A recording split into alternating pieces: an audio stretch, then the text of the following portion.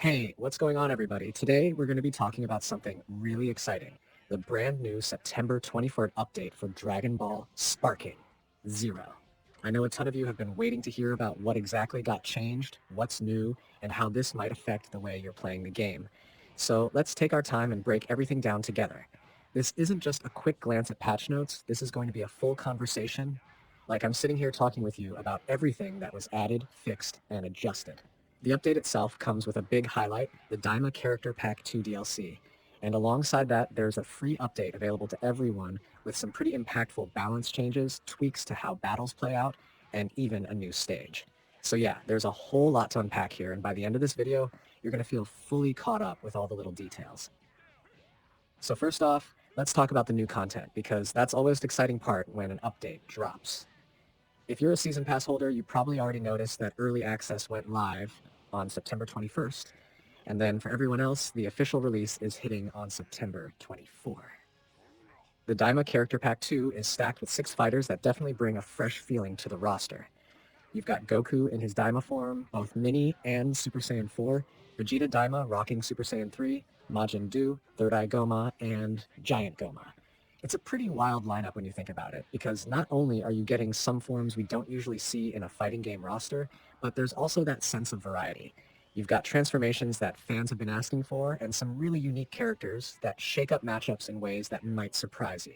Just the addition of a giant character alone always forces people to rethink how they approach a fight.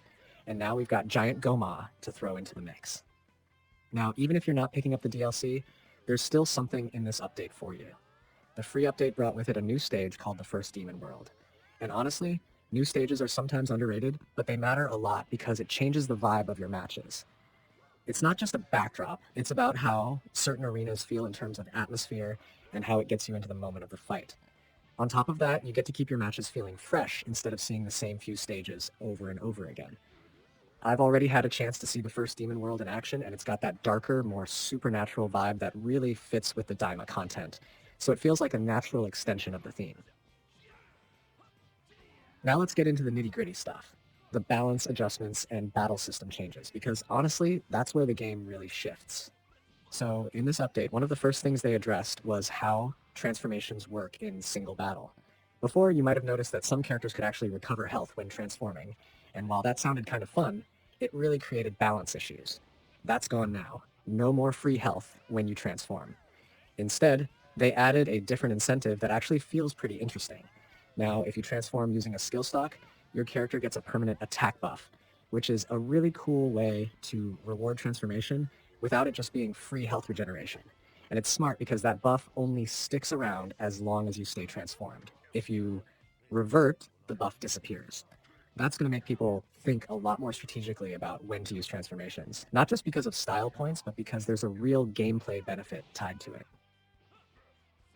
Speaking of gameplay, another tweak they slipped in is the ability to toggle whether you can see the battle arena boundaries. For some people, that's going to be a game changer. It can be frustrating when you don't realize how close you are to the edge, and suddenly you get forced into a ring out. Now with the boundary visibility option, you can turn it on and see the edges more clearly, or leave it hidden if you like the challenge. Personally, I think having that control is great, especially for competitive players who don't want to lose a match just because they misjudge spacing near the arena edge. Episode Battle Mode also got touched in this update. They adjusted the difficulty of certain stages to match the changes in the battle system. It's one of those things you might not notice right away, but when you go back to replay some of those missions, you'll feel that they're smoother and more in line with how the game now flows. Custom Battle Mode also got an upgrade with the addition of 2D cutscenes and text. And that's such a neat feature because Custom Battle is where a lot of people create their own matchups and fun scenarios. So now with cutscenes and text included, it makes it feel way more personalized and immersive. It's a small detail, but it adds a lot to the creativity side of the game. Let's move on to ranked match changes because this is huge for anyone grinding online. One thing that frustrated players before was how point distribution felt fair when you fought someone with a much lower rank. You could win and barely get anything out of it. That's been fixed, and now you're guaranteed to receive at least 50 points, no matter how big the difference is between you and your opponent's rank. That might sound small, but trust me, it keeps the grind from feeling like wasted effort. And here's another cool addition.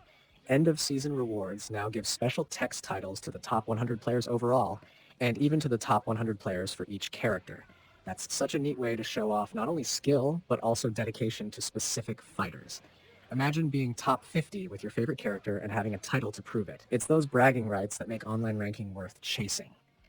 Now, the big section everyone wants to know about, battle system adjustments. This update had quite a few tweaks that really fine-tune how fights play out. One of the standout changes is with short dashes. Before, you couldn't really chain them, but now you can perform another short dash immediately after starting one, though it's limited so you can't abuse it. That small change alone makes movement feel snappier and gives more options for closing distance or repositioning. Then they sped up ascent and descent when you're close to your opponent, which makes aerial battles feel much more engaging.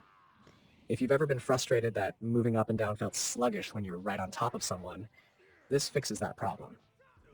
Quick ascent and descent now use more ki, which balances out the added speed. You're going to have to think twice about spamming those moves because your ki bar matters even more now. Ultimate Blast got some love too. They reduced the damage reduction correction when you use them in combos. That means when you pull off a big flashy combo into an ultimate, it's going to hit harder than before. That's honestly hype, because this is Dragon Ball. We want those ultimates to feel devastating. They also tweaked Ki Blast deflects so that you can more quickly perform smash attacks out of a deflect, which keeps the momentum going. Super Counter had its ki recovery nerfed, so you don't get free energy while using it. Perception moves can now be charged if you hold the button, which adds another layer of strategy. There were fixes to Sonic Sway, Revenge Counter, Guard Break interactions, and even to paralyzing Smash Ki Blasts, which now cost more ki and have different effects if you land them multiple times. Tornado Slash got a fix too, so that guarding doesn't sneak in when it shouldn't. Basically, a lot of the little quirks and exploits that people have been noticing are now cleaned up, and it makes the battle system feel tighter. On the character side, a couple of specific adjustments stood out. Dispo got a nice quality of life improvement, where his super maximum light speed mode now shows an icon during the effect, which is helpful for both the player and the opponent. Plus, his short dashes consume less ki while it's active, which makes him feel even more in line with his theme of being incredibly fast. Vegeta Super Saiyan God. Super Saiyan got a buff to the attack power of his Smash Ki Blast when performed on the spot. And Whis had his Overture to Destruction adjusted, so it's less likely to accidentally hit opponents above or below him, making it more consistent in terms of hit detection. Those are fairly targeted changes, but for players who main these characters, it's going to be a noticeable difference in how they play. Lastly, the patch also fixed some lingering issues that people had been running into. There was a problem with stepping out of bounds not counting as a ring out in some cases, and that's been corrected. And in online matches, sometimes the UI would fail to display properly, which is obviously frustrating, so they fixed that as well. These might not be flashy changes, but they're super important for keeping the game smooth and reliable.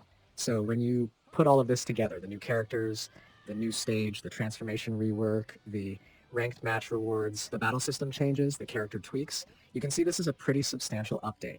It's not one of those small patches that just throws in a bug fix or two.